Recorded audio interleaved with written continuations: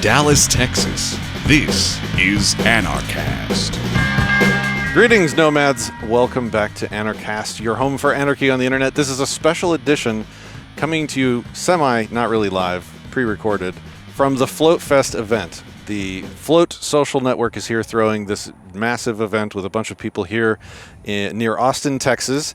And there's a ton of great freedom lovers here. And we're going to take this opportunity to talk to some of them, to hear their stories, to do that Anarchast thing that we love so much where we learn about other anarchists and how they came to where they are today. This is going to be a special show because we have a couple here, and they both were anarchists separately before they met, and then they met, and now they have a combined story to tell. Not only that, they have done some activism recently. And so I think we're going to tell their personal story here on Anarchast, because that's kind of what we do. And then we're going to break, and we're going to get into the activism stuff over on the Disenthrall channel. So make sure that you check the description for a link to maybe a part 2 or just kind of the other half of this show that'll exist over on Disenthrall. They were involved with the trucker caravan in the United States as part of their nomad caravan. Okay, so guys, welcome to the show. This is Chewy. Yep. Welcome to the show. Good to have you. Thank you. Good to be here. And this is Morgan. Welcome to the show. Hi, thank you. Awesome. So, me and Chewy met at Anarchapulco 5 years ago? 2019, yeah. Man, you have that. It's the only one I've been to, so yeah. Oh, that was easy. All right. And at the time, you were pretty straight-laced. Yes. Right? Is that where your journey to anarchy began, or was it before that? No. I'd say it was about 12 years ago. My background was, I was a right-wing Christian conservative type, back the blue, support our troops. That was kind of the place where I was. And in college, I had actually had a neighbor of mine had come out to me as gay. And at the time, I had seen that as a sinful lifestyle. And he had called me several times the summer after that semester to talk to me about voting and what I would do in the voting booth if faced with the question of whether or not I thought homosexuals should be free to get married. And he had, talked to me about, would I ever want to get married? And if so, why would I deny someone else the freedom to do the same? And it was it's what I call my seat of liberty, because it planted the idea in my head that just because I thought, and I do not see this as a bad lifestyle in any way today. This was a different me. But just because I saw something as, at the time, sinful, that didn't make it right for me to ask someone to use force against others to prevent them from doing it. So it kind of introduced me to this idea of, where do I draw my line in the sand where I actually interfere with others' freedom to do the things that they want to do in their life. And so he got me to budge from the I would vote to not allow it because I thought it was sinful to I wouldn't vote. 3 years later, I'm a voluntarist. So, and are you aware of, as a voluntarist, when we talk to people, there's a name for that argument that your friend used on you, just asking you about voting, about the gay marriage issue. Do you know the argument? It's called the against me argument. It's when you go up to somebody and say, oh, you think, people should be taxed to pay for the roads and whatever piddly little things that you want in society. Would you, friend, come to my house and attack and rob me to extract my resources, to steal my things, to pay for whatever you want? Would you do that to me, friend? Mm-hmm. And that really brings it home and personal, and that sounds like what this guy did for you. Yeah, that's exactly right. He definitely, I was faced with just the idea that when I vote, there is some amount of culpability I take upon myself by asking someone to do something that I myself have no right to do. But it took me a little while to kind of wake up. There was also, I guess I won't reveal too much information about the people, but, in my job, I was in an office and someone we were talking about drone bombing. We were talking about how I think it was something like 9 out of 10 victims of drone bombs are civilians, And I remember someone had mentioned in that same room as me, they had said, yeah, I think I would get a lot of job satisfaction if I were a drone pilot. Mm. And this was after discussing that. I remember thinking, oh my gosh, it was such a stark contrast to me of who I was before that moment and after that moment, because before then I was, back the blue and support our troops and And I was still a statist at the time, but I had been faced with the moral question of voting by my friend from college. And now this was the question of, am I really willing to stand behind and support this institution that is responsible for mass murder? And, it was in that moment when I just kind of snapped out of it. There was a variety of things I was being exposed to at the time. Larkin Rose's Most Dangerous Superstition. I read that, and The Iron Web a while back.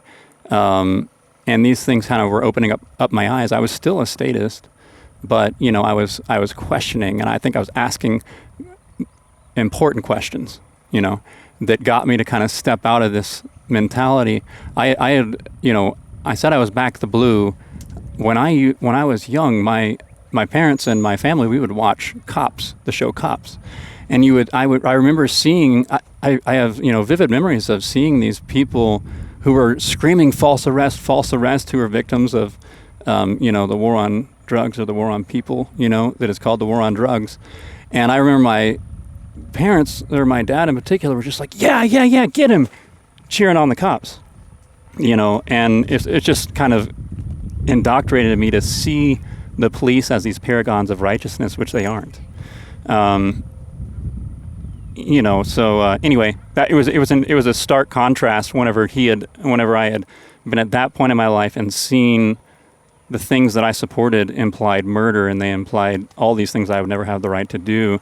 I really started asking lots more questions. It was really just a matter of how would this happen, or how would that happen if we didn't have the state, and then I was exposed to your podcast, actually, and you break down philosophical concepts and you define terms, and you stress the emphasis of having a solid principled stance and constantly being open to being challenged. Mm-hmm. So I used to clean my guns and listen to your podcast, while I was just kind of thinking about things in a different way. So I love that. I love the gun cleaning podcast listeners. Those are the best. Yeah. So was this before Anarchapulco then? Yeah, this was before Anarchapulco, and so I had seen on the Disenthrall podcast a link to the Discord channel, which I had joined, and that's where I had originally kind of met you and Kaysen and some of the other groups of the Voluntarists of Dallas at the time. And so then Kaysen had got me hooked up with a really sweet deal to Anarchapulco 2019, where I met y'all. Mm-hmm. And you had given a talk, Forging Your Own Tribe, mm-hmm. I remember, and I was holding one of the cameras for you. But, that was largely inspirational for me just to... it's raining now. It is raining hard now. This is awesome. All right. This might get spicy, ladies and gentlemen. Yeah. But it was Forging Your Own Tribe, and it was about... Now it's not raining at all. Yeah, it's not raining at all. This is your weather update. Go ahead, sorry. But, at that time in my life, I was actually really lonely, and I didn't know a lot of other anarchists. And so, I had seen this talk about forging your own tribe, and I'd actually, through freedomcells.org, through Freedom Cells, I had found, so I lived in central Arkansas, and in northwest Arkansas up in the Ozarks, I had actually seen someone had created an account on Freedom Cells, and this was like in the very beginning of that tool. And I had seen it, and I at the time I was wanting to kind of get into militia type stuff.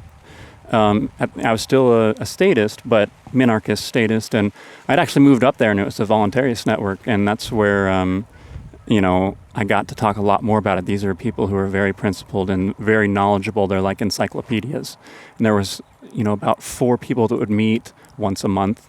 And for me, it was huge because I think I'd only ever met 2 anarchists in the 4 years I'd been an anarchist. It was a very lonely feeling. And, but to be able to network with this other group of anarchists was super powerful for me. And you talked about forging your own tribe and some of the strategies, to go about doing that. So I was like, hey, I asked them one meetup, are y'all cool with me just kind of taking the reins and trying to broaden this network that y'all have got going on here and see where else we can go with it? And so that became the Ozark Voluntarist Network, or Ozark Voluntarist Community, which is, I did not start it. It already existed. It's existed since 2010. But I kind of took on coordination efforts for that. We started meeting twice a month, and we started to coordinate. We've planted tree orchards for people and done flower beds and any number of types of projects like that. There's 4 freedom cells in the Ozarks. And when I say Ozarks, a lot of people don't know what that is. So I was in the Boston Mountains of the Ozarks in a town called Fayetteville, Arkansas. It's in northwest Arkansas. But the Ozarks entails northwest Arkansas, northeast Oklahoma, and southwest Missouri. Okay, and so then from there, Yeah. when did we meet? Let's see. So we met. Actually, we met a couple. I think we met the year before that. Yeah. Yeah. So we met the year before that in 2018 at Anarchpo 2019. Okay. I tried weed for the first time. That was the Forging Your Tribe. That was the Forging Your Tribe. And that was the first time you tried weed. It's the first time I tried weed. So when I met him, he was a straight-laced guy. Like he was a husband at the time, right? You had a IT job. Yes, system engineer for a data company. Yeah. And I remember you trying it for the first time, and you just started just raving about how amazing it was. Oh. Just the whole event. And I think, I mean, there were some times where you were higher than I've ever seen anybody be high. But then you would come out of it and you would hang out with us, and because anytime we went to an Acapulco, the best part of the event for us was staying up till 5 a.m. Arguing, debating, and discussing philosophy. And he would, come out of his haze for those talks, and they were some really good talks. He had some really interesting thoughts to add to this stuff. Okay. Right. So, are we up to where you have about met her yet, or is there more to tell? Well, so this network expanded, and there's actually another network in Oklahoma and Tulsa of voluntarists, and there's some in between. And so there was a festival that happens there twice a year in the spring and the fall called Midfest. Mm-hmm. And Midfest, you can get there at midfest.info. And at this festival, I met Morgan in October.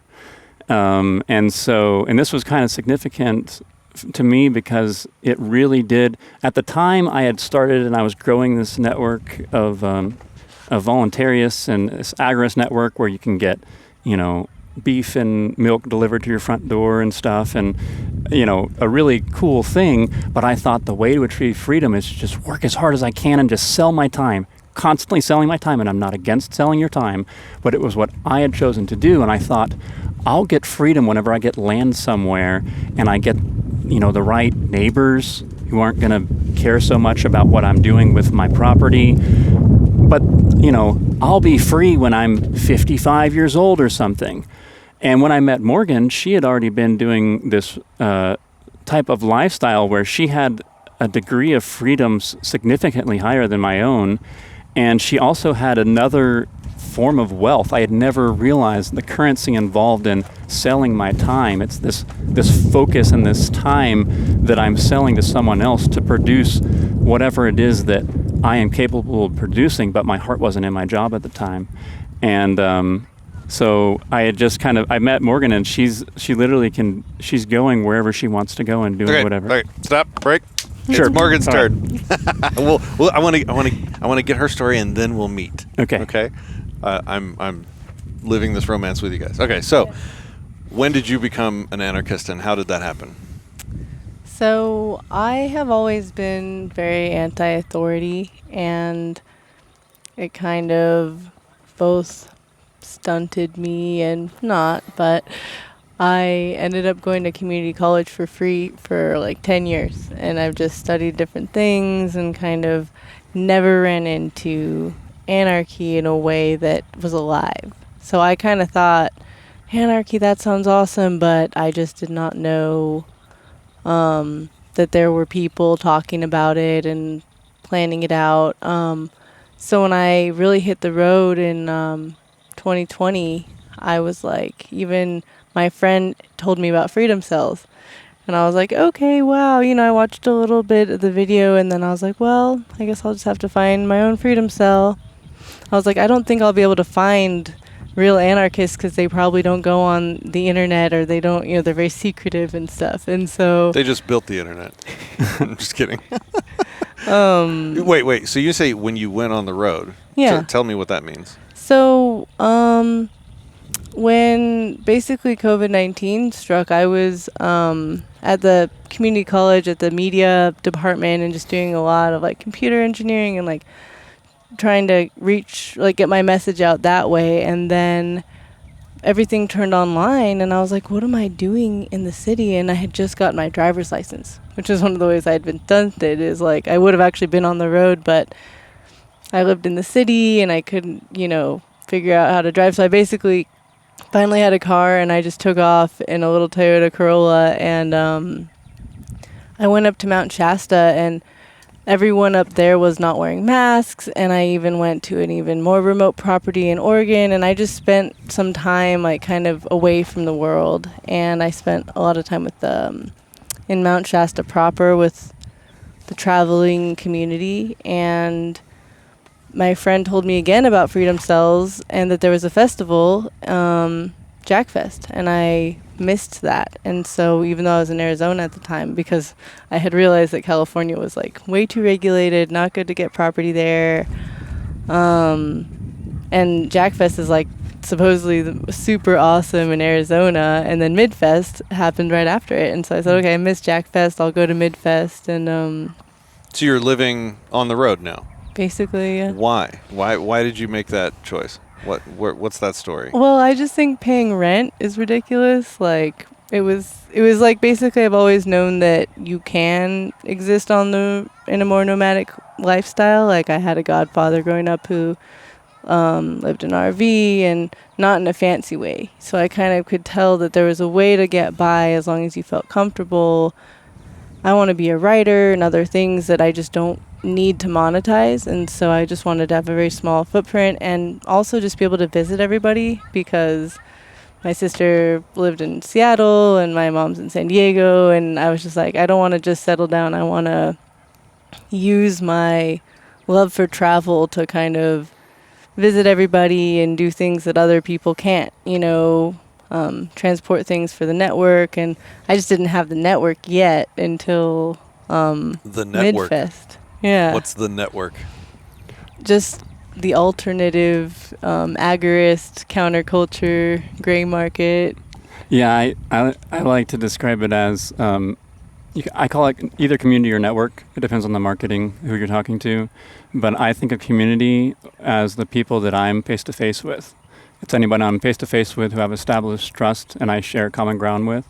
And so that's my community. And as I network with more and more people in different areas, that's my network. So a lot of times there's a lot of networks that exists out there that don't even know that they exist themselves, if that makes any sense. It's just about being aware of who is where, who understands, who shares the same philosophy of voluntarism, who understands taxation as theft, and who wants to be free now and today. And so my network are the individuals that I've met along the way who have various things to offer and are looking for help in various ways. They are my community. One example, there's a guy, he's here actually. He's been a lot of places. Jim Davidson, Planetary Jim, some people know him as. He's a Quaker. He's a bad Quaker, people say, like Ben Stone, if you know. Anyway, he was trying to get a land project going for some time out in the Ozarks, and me doing the coordination that I do, he had shown up at some of our meetings, and so we used to hike out food to him. He lived under a waterfall for 8 months in the Ozarks. As one does. Yeah, it's like a 2-mile hike out there, but they had acquired a deed and trust to, as long as they were able to continue making the payments. I say they, it's this group that I was trying to help with, and then we were able to acquire this land. I think it was 112 acres out there. So he was living on the land, and so we would hike food out to him, and we'd bring chainsaws out to clear land so he could grow food out there. Okay, I'm trying to learn about Morgan now. Let's get back to Morgan. Oh, yeah, sure. How did you become an anarchist? Where did that happen? So something interesting about me is that I didn't really understand why people didn't like the liberal California vibe. Is that where you grew up? I grew up there. Okay. I grew up in Northern California in Oakland and Berkeley, and then I moved to San Diego when I was 15. And just even being in Southern California, it was a lot more conservative. And I was like, how could you vote against Prop 8? Funny. I was like, everyone I know, hands down, voted for gay marriage and like for Obama. It was 2008. I moved down there, and this was like, I already had a culture shock moving there, and it's I a lived bubble there, right? I realized I had been in a bubble. I thought like all of California was liberal, but it was really mostly where I'm from. And so coming over here, I mean, it took me a long time. I was even like with someone who didn't vote, and so I was like kind of aware of that, but I can tell I was a statist because I didn't vote, but I wasn't sure if that was okay. And so I was still like just on the very edge of liberalism. Like I was anti-government, anti all these things, corruption. I never got good news because I didn't believe anything I read on the internet. And so I was like, how am I supposed to know? And so now I know that there are good news sources, but really I was in my own isolation, kind of like Chris. So basically coming over here, I realized, wow, okay, I guess they're the people who I was raised by that are, you know, they're moving all across the country. They're considered part of this like statist agenda that they're not really aware of. And so I consider myself an emissary for where I've come from. Is basically like I'm very well versed in why liberals believe, you know, in something. They don't even know that they're going for socialism. I know I'm using broad terms right now, but I just mean that like there's this socialism leaning that people like. They just, I mean, you guys know this. Like some arguments are that how are we going to take care of people? We just can't take care of people, and obviously there's enough people who want to do that they'll do that privately. Well, you know, so I just feel like I'm very well suited because and specifically about anti-capitalism. Like there's one person who comes to Midfest who's an anarcho-communist, and through talking to him, you know, I've become more clear on why I'm not that. But I think a lot of people have this idea of profit as evil, and we even messaged you one time about the post-scarcity thing, because I was like, well, if we were in a world beyond scarcity, then, you know, we could, I think a lot of people have jumped too far. They're just too far in the future. They're like, I think a world could be ideal, blah, blah, blah. We can talk about that, but I don't see that as the way anymore. I just don't think I can skip to that ideal utopia, because I really have been politically, like, as soon as I heard about libertarianism when I was 17, and I heard about city-states, I was like, this is the way. And I heard of worker-owned co-ops, and I was like, this is the way. But interestingly enough, that led me towards Socialism Club, because I didn't know. I mean, I read a book about worker-owned co-ops, and it didn't say this is socialism or not, but it's so relieving to know that when I got into libertarianism, like, the liberals around me said, like, that's evil, don't go into libertarianism. And I was like, wait, but they're pro-weed, they're pro-freedom, and I think the city-state thing can work in there. But I never looked more into it because, again, it was just kind of villainized, and I was like, maybe I'm just something else. So I got lost. Like, ideologically, I was lost until, like, last October. And then I was like, oh, yeah. Yeah, that it's so cool. That event, Midfest, is one of the people who's in both the Tulsa and the Ozark Voluntarist networks. It's a non-event that they have helped make happen, and so it was really cool that you were already a voluntarist by the time you got there. I think you had all the puzzle pieces, and then people were describing it at that event in a way that you're like, yeah, that does make sense. This is what you've been looking for, and this is what you've been all along, right? And it's interesting because it was the voting argument that you told me that really kind of showed me that there was something new to learn. Because up until that point, I was like, oh, this makes sense. But when you said, do you think you're morally culpable for the results of what you have voted for? Like, do you want to be responsible? You know, it's the same thing, but you said it even more simply, and I was like, oh my gosh, like, I haven't been thorough enough with my, you know, investigation into those actions. Yeah, and then we went on to binge watch Disenthrall quite a bit. A little bit, yeah. Really? Well, she wasn't familiar with, so I was like, oh wow, you don't know about, you know, Larkin Rose or Patrick Smith or Case and stuff. And so we were just so much to I was read, in a position, I was in this transition phase of my life, and I was like, well, here you go. You know, I was moving out of one job into a whole nother lifestyle, and everything. And so I was like, yeah, I was just podcasting or casting your stuff up on the screen for her this whole time. While I was doing other things in the other room. No, seriously, you guys honor me with these stories. Like, this is why makes it worth it. When you guys tell me that you watched my content and it helped you figure things out, that makes me so excited. It motivates me to make more. Yeah. If I don't hear that, I'm like, okay, maybe I should be doing something else with my time, Thank you guys. That's so awesome. Thank you. That's awesome. Sure. Yeah. Okay, so at what point? When was the click? When was the A word? Or was there a moment? Or did it just kind of... I was trying to think of it, but just somewhere at Midfest. I mean, by the time I even heard the voting thing, I think I had already been introduced. All I needed was to know that there were people. I wanted there to be anarchists, and all I needed was to know that people were willing to have discussions about the political, follow through, or not the apolitical follow through of what would happen afterwards. And I was just like, okay, this is my people. Cool. Yeah. And did you guys meet at that Midfest that we're talking about? Yeah. Yep. We have How a did fun, you meet? Yeah. Well, did we lock eyes from across the camp? Kind of, yeah. Yeah? She with her rainbow hair, she had walked up. She plays the accordion, and so she had walked up to one of the campfires where another guy from our Voluntaries Network was playing the guitar, and she walked over there playing the accordion, and so we had a little bit of discussions. But after the event, 3 other anarchists, she was one, and there were another couple anarchists came to stay with me for a few weeks at my place. And I was welcoming them because, I was trying to establish this as a place where volunteers could be welcome, and I was trying to work on, growing this network. So I welcomed them into my home and just absolutely, adored having them in my home. And so I went on a few trips with them. There was both of the other people, she and 2 other separate people that are also nomadic anarchists. I went on some trips with them and just like, wow, okay, so you can actually be free today. And it's not a matter of getting land. I just have to do what I had mentioned. This Quaker who lived under a waterfall, he had told me, probably a few months before I met her, he said, if you want to be free, he said he's lived everywhere. He's even lived for a couple of years in Somalia. He's somebody you might want to interview. He's a very interesting guy, Planetary Jim.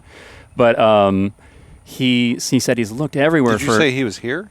Yeah, he's here. Well, I should interview him then. Yeah, I'll go find him. Okay. Anyway, he said, if you want to be free, you need to be able to take everything you own with you. My dog just got free. Oh, got some water. Keep talking. I'm listening. He said you need to be able to take everything you own with you. And I remember thinking that's just so not in my wheelhouse right now. Here's Patrick's dog. I remember thinking that's just so not in my wheelhouse. Do you want to introduce your dog? Yes. Let me get my headset back on. Oh, we're balancing. Hang on. All right. This is my brand new puppy. She is very puppy. Her name is Evie. She is a blackmouth cur boxer mix, and we are just having a blast. She's 3 months old.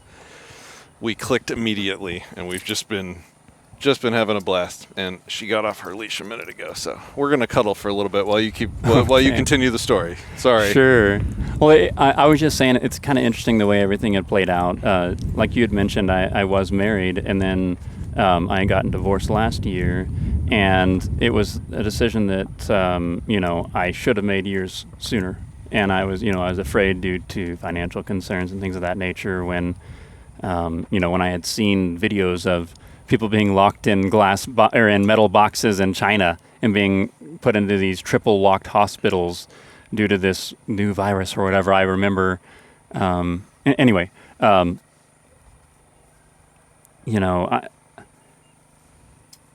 Okay, you guys locked eyes. So, sorry, yeah.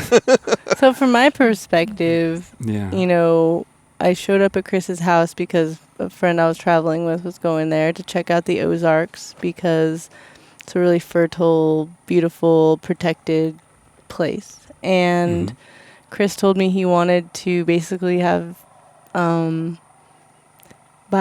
people buy the houses around him in his neighborhood and take down the fences and have a cool, this is just one of his ideas. And I'm coming from a perspective of why would you do that? Why would you stay in this neighborhood with people that you haven't chosen, at least? But, I've seen my friends buy property, with nothing. So it's very much like, at least if you wanted to be stationary, I wanted him to reconsider, and he had just gotten divorced. So he was just really in a place of change. And he showed up, to Midfest, just open to things, and he met me, and then in the weeks after, it was just kind of like, revelation after revelation, just what, do you really want? Yeah, it truly was. For me, a lot of it's been kind of my quest for freedom, and a part of that is becoming aware. A lot of things were taught in government schools, indoctrination camps. We're taught things, and we have to overcome them. And it took me a little while to realize how many values I had adopted from other people, values that other people care about, that I do not. And like what? Folding clothes. Seriously, it was interesting. When she was staying with a couple other anarchists, I remember one time I was just like, folding clothes or whatever, and I was just in such a bad mood. And she was like, well, why not just toss it in the thing? If you don't like it that much, just toss it in the thing. It's a small thing, right? But I realized, I thought, I really never have cared about wearing wrinkly clothes. I fold my clothes because other people don't like seeing me with wrinkly clothes, but I personally don't care that much. So, you experiment with it, and then maybe eventually your values change. But I realized, wow, so how many of these other values, like one of the things was I valued having a constant stream of income, as in, I held a full-time job, and I'm not against people holding full-time jobs. The one that I had done, I was selling my time and my focus to someone else, and it was to do something that was someone else's agenda, not a nefarious agenda, but it wasn't my own. It wasn't where my heart was. And so I had, valued so much the idea of maintaining this constant job and constantly selling my time to someone else that I was kind of undervaluing myself. I didn't realize that my time and my focus are also a currency at play here. And everything I was doing outside of my 9-to-5 job was about growing this agorist network. And I thought, why don't I just do this everywhere? I mean, this is where my heart is. And I realized, from seeing Morgan be able to live a completely different lifestyle where, I can actually have freedom, and I don't have to sell all that time, because when you sell your time all day in a job that you don't like, by the time you're done with that day, all you want to do is things that, make you feel relaxed, or some people try to escape because they've already put that focus and that time towards something else and sold it to someone. Hopefully it's somewhere your heart is. If it's not, I don't think you're able to live, to your fullest potential. And so, one of the biggest eye-opening things that Morgan had shown me is just, I thought I was amassing all this wealth. I was saving lots of money, a very frugal person. And, I was saving as much money as I could aside and thinking I'm amassing wealth, while they're in there planning, what can we do next to grow the network? How can we link the voluntarists of the Ozarks with the voluntarists of Dallas? Do people know there's 2 Dallas voluntarist networks there? I don't think you knew about the other one. There's 2 of them there. Anyway, and so they're trying to figure it out. Meanwhile, I'm selling my time somewhere. And when I saw Morgan's, just like, why would you do that? My entire lifestyle was designed.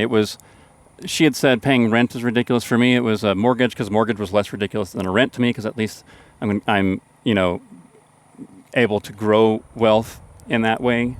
But the lifestyle itself, the fact that I'm choosing to live in a full brick home, where I've got, a large living room and a large kitchen and all this stuff, it has a very real cost, because I have to constantly be looking for ways to sell my time in ways that are not ways that I would otherwise use my time.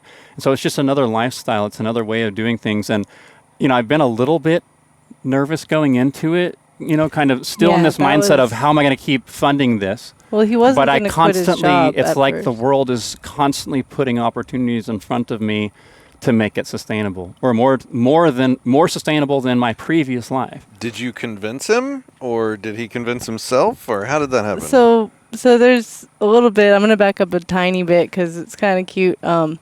Chris is very consent-based, and so we spent these 3 weeks at his house, and he never tried to act weird with me because he said that I didn't have anywhere to retreat to. So he didn't even want to mention anything because he didn't want me to feel uncomfortable. My van was in the shop at the time, so I was actually like in someone else's car. So I really was in a position. So after we left, we started talking, just, whatever. And then Chris, when we started, liking each other more, he told me that I was like a golden dragon. Yeah. It was So adorable. He says that basically most dragons just amass wealth and sit on it, but I am like making myself value. her wealth is in the lived experience, is what it comes down to. A lot of people they work all their lives and then they retire and then they go and they try to live their experience. And when I saw her, financially I had all this wealth, but life experience, none of it. And I realized this woman is infinitely more wealthy than I am right now. And so. Anyway, it opened my eyes in a big way to realizing it's not all about money, and realizing there is more currency at play here. And honestly, and we had talked a little bit about the cannabis thing. For me, cannabis helps me get in tune with my heart. Is what it does for me. And I was way out of touch with my heart. My conscience was way out of touch with my heart, but my subconscious was very in tune with my heart. And I knew, through that when I was doing things that, just weren't where my heart is, I guess. But Oh yeah, I remember the question was about your job and Yes. the process of you first wanted to do a converted van and then keep working at your job. Yeah, the company I worked with, they were real flexible. I had established a really great reputation with them, 10 doing years. system engineering work for them, and gotten them through a lot of tough binds. And they didn't want to see me go, and they had offered me, part-time position. And I was trying. They did the greater reset, and so Morgan and I attended all 3 of the watch parties for those at all the different locations.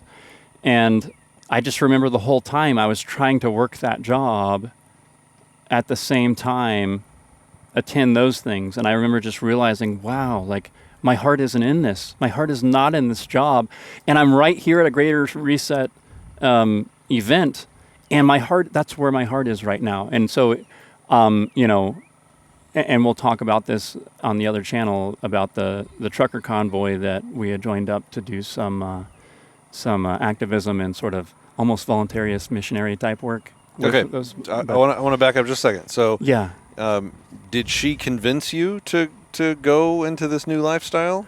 How did that happen? Well, okay. I mean, the way I would describe it, I don't know if are you familiar with like the Jungian archetypes? Like Jungian, yeah. Jungian. Mm-hmm. So, she and I share. I'm an INFP and she's an ENFP, Mm-hmm. and so we share the same cognitive stack, but different strengths and weaknesses there. And I think there's something about maybe our brains that we're both kind of intuitive type thinkers that she's just really able to communicate with me. Like things just click, and she'll say things that I don't know.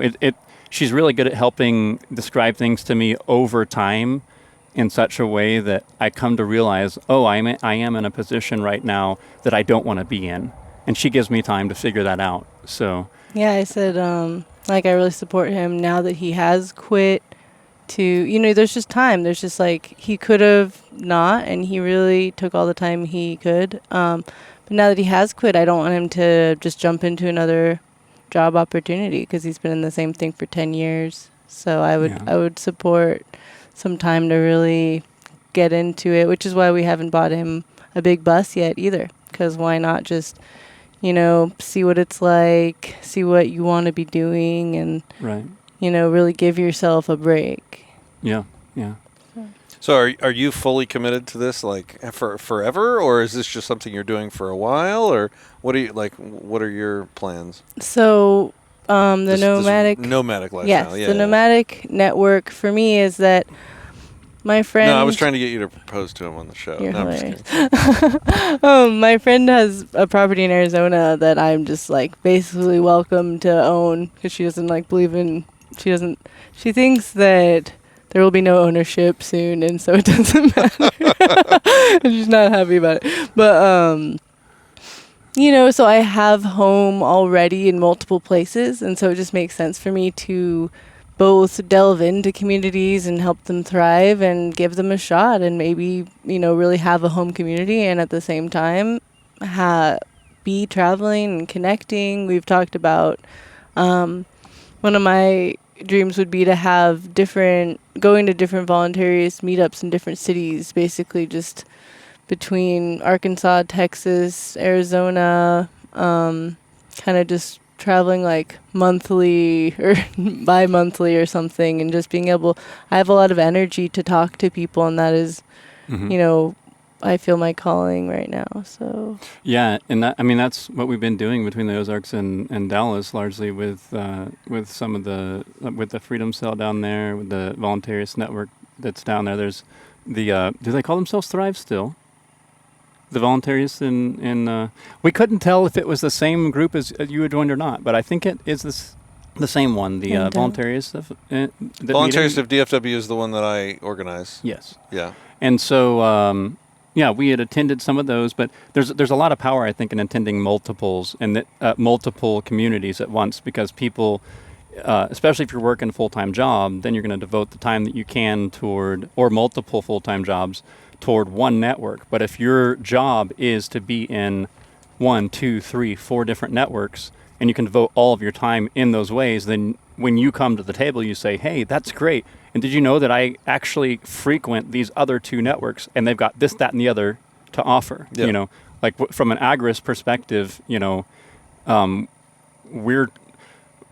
already have some connections we made from this trucker convoy, which we won't talk about right now. So, but it's never been a competitive thing in Dallas. Like there was 4 groups at one point, and they come and go and whatever.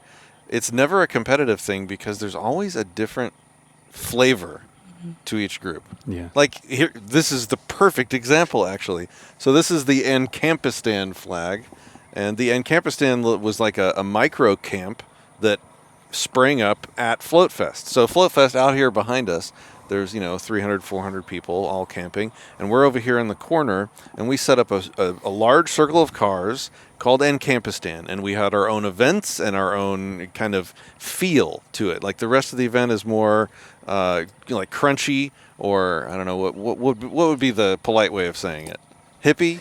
New age, that's not polite. Yeah, maybe not new age. I think there's different cultures. There's a lot of people who focus a lot on rationalism, and a lot of people focus on maybe spirituality and things like that. Exactly. And so that's kind of out there. And then for the people there are people, and I think all, and I'm going to make a blanket statement here, all of the Liberty events that I've been to, I haven't been to Midfest, are lacking a certain flavor of anarchist that is not attracted to this. And I'm not saying that in a bad way. We can coexist. We had a great time this weekend. But what we're trying to do with Anarchistan is provide the missing flavors at these different events. And so here we did things like weapons training, ham radio communications training, philosophy debates, movie nights, very like cerebral oriented stuff. We did a boogie pageant, the world's first boogaloo beauty pageant here, where everybody got dressed up in their kit with their weapons and walked a what do they call it, the beauty pageant aisle, the runway. They walked the runway. There was there were 6 contestants. They ran. We had judges. We live streamed it. It's over on Disenthrall. Go check it out. It was a fantastic time. But it's a totally different feel. Yes. Right. Yes. And there's a group of people out there that would love that feel, but it's not out there in the market. And so rather than try and run our own event, we're like, why don't we join everyone else and add our flavors to it? And so that's where Anarchistan got started, and it went wonderfully. So I thought that was a good example of what you were talking about. And we are going to be kind of providing that wherever we go, and we can hold our own talks and stuff like that, because I just love that type of interaction and authentic relating and stuff. Yeah, and so multiple meetup groups in the same city can have different flavors, and that's why it's not competition. It's like, if you want this flavor, come to Voluntarist of DFW. If you want that flavor, go to Vibe. Yeah. I think is that what it's called? That's one of the other ones. That was how they had marketed themselves at Midfest last. Yeah. time. So Voluntaries interested in building and exiting. Yeah. Yep. Yeah. Yeah. Cool. Okay. So you guys, well, I mean, what was the moment? You said, "Hey, I'm gonna go on the road. Did you sell your house? Is it gone? Like, what'd you do?" Yeah, I sold it. I mean, it was a good time to sell. The market was, great, and I was ready to no longer be tethered, because I was constantly wanting to be somewhere else, and every time I was somewhere else, I'd want to be back home. So, yeah, I sold my house, got a good amount for that, and quit my job. Actually, I was on this trucker convoy, still deciding whether or not I was going to, and then I realized, I'm gonna stick with it and stay with this lifestyle. So, but yeah, so sorry, I forgot the question. Yeah. Tell me about the transition. Like, when did you say, "Holy shit, Yeah. I'm about to sell my house and become a nomad"? Like, I'm picturing that for myself, and I'm like, "Well, holy crap." Well, I mean, I can see I can see the benefits immediately. I can see the benefits. You get weighed down by your stuff, and I was doing some house cleaning before this trip, in preparation for this trip. It is fucking miserable. We spent like 8 hours in the garage shifting our stuff around. It's so annoying to have so much stuff. And I was just telling my wife, I'm pissed. I'm about had it. We're just gonna burn all this stuff down and live in a sleeping bag or something. But but then there's the other downsides. Is like there's security. There's we have room to keep our preps. For example, we have a large food stash. We have a large weapon and ammo cache, maybe, that wasn't lost in a recent boating accident. Yeah, I'm really sorry about that, dude. I know it happens every time I'm like, finally, I have enough guns, and there they get. It's all gone. So we have room to build up a network in a place, supplies in a place, and all that stuff, and property, which goes up in value, or at least gives you an escape from inflation. So, like, what are your thoughts on that? Well, before I had, whenever I first started prepping, I was prepping to be homeless. Not that I thought I would be homeless, but for some reason something told me that would be the best thing to possibly do. Why? What? Well, because what tells a person that the best thing for them is to be homeless? Well, I was being exposed to a lot of different information. I think at the time there was enough things. I guess you're familiar with shielding, the CDC's website. They have the shielding protocols on what they would do. Okay. Well, you can go to it. If it doesn't say cdc.gov, it's not the one I'm talking about. But there's a link to something called shielding where they talk about how they're going to. It's a plan for quarantining at-risk people. Oh, okay. I've heard of this, that? Just not the name that you mentioned. Yeah, I think it's called the shielding technique or something. Okay. But I heard about that, and they were talking about how they would force relocate people from their homes. And at the time, I was actually looking into ways to buy out the properties around my house and then find a way to link them and get voluntarists to live in them, to buy them, preferably, to have good neighbors. Anyway, I'm sorry, I'm forgetting where. I'm trying to figure out your headspace. Yeah. Okay. When you're getting rid of all of these things that everyone is typically taught you need to have in life. Yes. Like, what happened there? So I was prepping to be homeless, and then I also wanted to make sure I had a year's worth of food on standby at the time. And so I was basically just trying to prepare for whatever situation might come. And in this case, I thought there could be food shortages or supply chain shortages. So I had food on hand, but I also knew that there are ways to make on the road sustainable. And when you have a network of people who have property and they want you to be there. I've never juggled a puppy while doing a podcast before. I'm sorry, guys. But we have people who want us to be at their property. We have options, in the event that shit hits the fan, but we only have maybe a couple days to get there from any given location. So, there are a lot of things you have to think about from the road about having places to retreat to, because your home goes with you. Like you said, you're not able to store a whole bunch of food, but you can store a lot of food. We're looking into ways to make it more sustainable. How much food can you store? It depends on how you store it. Yeah. So, with what you have now, how many days are you good for? With what we have now, we just recently purchased the freezer. We need to have about 3 months worth of food if we go carnivore diet, so only animal products. We could also go a variety of other diets. If we were to freeze dry our food, we can actually take a lot of the weight out of that and go longer than that. But really, it's not necessary to be able to go 6 months. We just need to be able to go about a week to get to a location where we can restock on water, perhaps. Beyond that, you can store or you can live off of fat and meats for, well, I wouldn't recommend doing it indefinitely, as many people do, but, off of frozen steaks and bacon, eggs, nuts, about 6 months. Okay. Traveling around. We do not have that configuration now, and in fact, we're looking to do about twice that much so that we can offer steaks and eggs and... Are you worried about your vehicle breaking down in one of these bad situations? Well, it broke down twice on the way here. So, to answer that question, he's looking at what's going to happen with the fiat currency right now and what does he want to put his money into. And at first it was going to be a $70,000 Sprinter conversion. And he said, well, I'll have all my money into this and the insurance will, be good. And I'm like, I don't know about insurance and I don't know about you having all your money in something that might not be as valuable if something happens to it. So the idea right now is to have cheaper vehicles and to have the equipment that we need. And the other value that we see that is better than having a bunch of fiat, and the other currencies I definitely believe like gold and silver and crypto could be more valuable, but would be to have survival equipment and food in multiple different locations and to have a network of people and to have agreements. Well, if something goes down, maybe I call you and you can take that bug out bag, so it's a way of building up value in community connections, building up your friends so they are self-sustainable so they can help you, So I think, how much food can you store? How many friends do you have who have, a little closet area that you can now provide, again, like a year's worth of food to them or you, no matter what happens? Yeah. I mean, you think about it.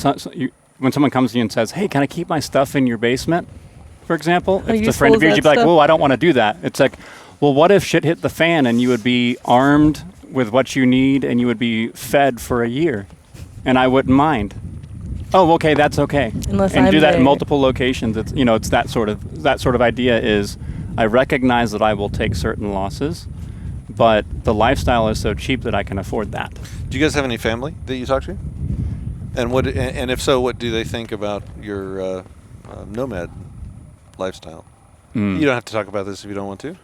Oh, I mean, I don't mind talking about it. I'm kind of I've got family. We're kind of a non-functional family, you could say, and I'm the only anarchist in my family.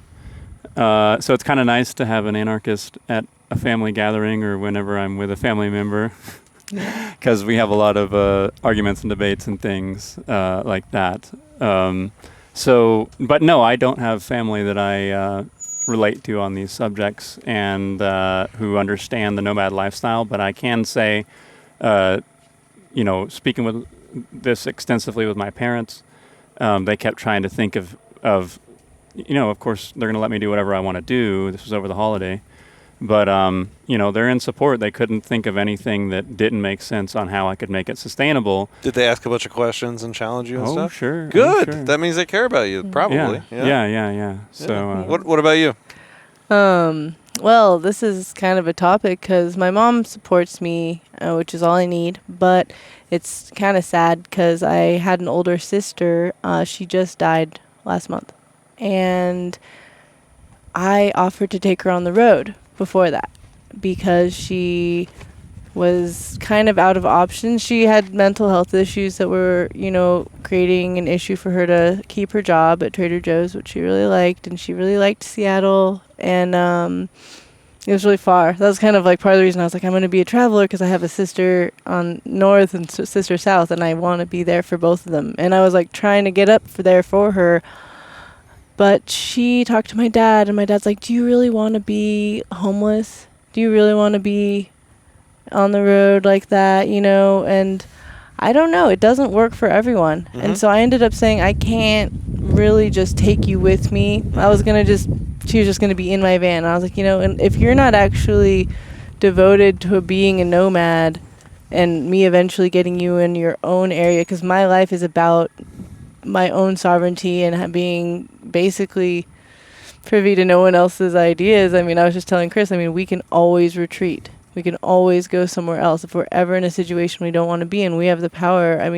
God forbid the van breaks down, and that is a big deal, that we do think about is like how to have a contingency plan for that. But, again, if it's cheaper than a house. Same thing with your house. But yeah, so I'm sad about that with my sister. It really seems that she, didn't see an option in society for herself to live. And, she didn't want to be a nomad again. So it wasn't really tenable for me to just take her and kind of deal with that. But Well, I'm sorry for your loss. Thank you. Yeah, but I am passionate about.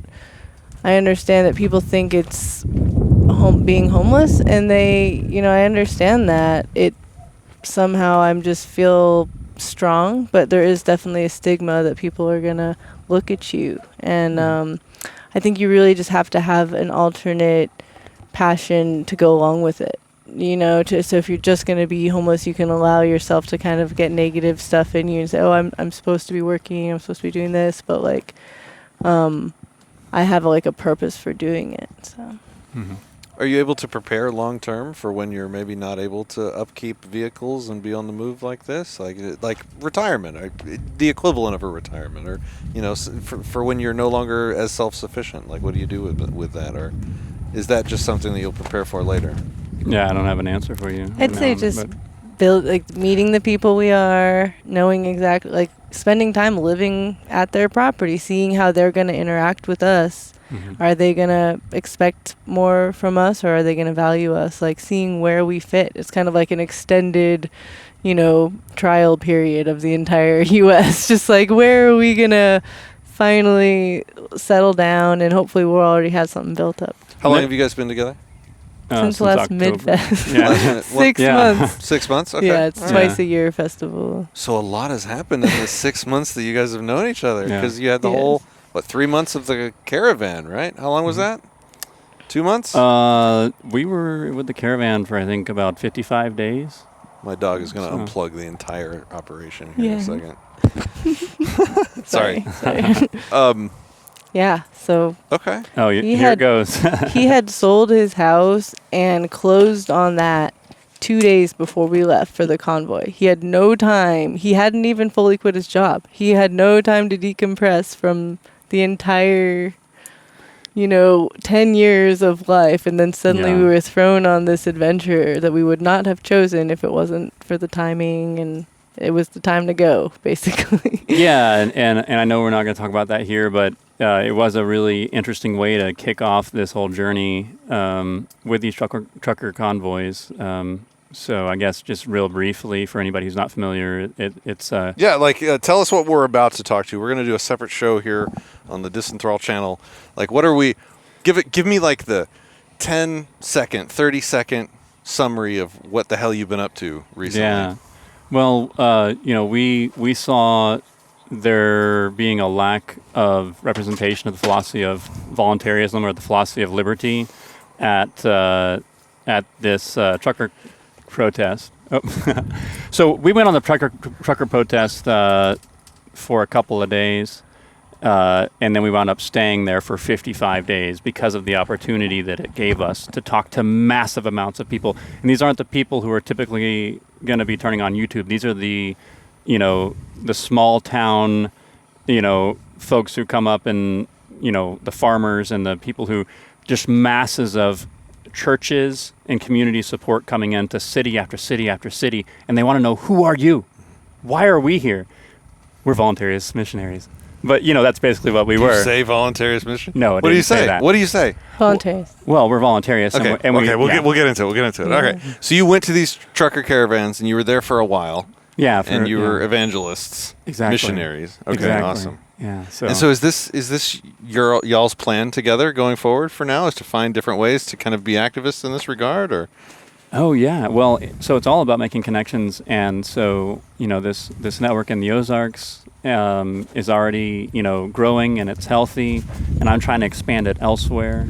And So yeah. Chris has been on Facebook, and he's been talking about voluntarism for a long time, and he has all these people across the U.S. who, whenever he reaches out to them, they say, come on over. And so there are a lot of people in different states who don't have voluntarist networks. And so we thought we would provide a service, What do you have to offer? What are you looking for? You're like forging your own tribe, but like everywhere. Everywhere. Forging Awesome. everyone's Are you tribe. implementing that kind of model? Yeah. So how's the model working? So We're helping them form their own tribes. Yeah, and I'm still acquiring things like I'm trying new solar. I'm gonna have to get enough solar. We're wanting to be able to bring free services. Not that we think they should be free, but it's the most attractive thing to people. In this case, the things that I'm observing in the Freedom Cell meetups I'm going to, in the various communities, there's a lot of people who have something to offer, but they don't have a big enough community to make the connections and sell their product or whatever. So I thought, okay, well, what's something that no one has that everyone probably could need that would help them get connected? And I thought freeze dryers, very expensive equipment. It's not cheap at all, but a freeze dryer, you could turn your freeze dryers remove 97% of the moisture content from your food while retaining almost 100% of the nutritional value and taking the weight out. So it's cheap to transport, and it turns your 2-week product into a 20-year product, depending on how you package it. So if people have their own little thing going, and maybe they have a Freedom Cell of 3 people or a voluntarist network of 1, 2, it doesn't matter. We're hoping to find other voluntarists who are in those kind of situations so we can be physically present with them. We can bring freeze dryers at opportune times so that they can turn their food into 20-year long-term storage food, and find other opportunities. Like we have one freezer in there, we're going to have another freezer we're going to have to help people who have other products and things they need to transport. We can help them out. We don't know what people will need yet, but it's just by being there face-to-face with people, I think, is one of the things that's lacking major, and especially being face-to-face with multiple voluntarist communities. Because one's great, but if you're in 2, suddenly those communities have that connection that can literally, build the bridge, such as the event that's Midfest. That's a bridge between the Voluntarists of Dallas and the Voluntarists of the Ozarks. So here's how this is going to go for you. I'm predicting the future, and this is how it's gone for me. You decide to stop being a passive person, letting life act on them.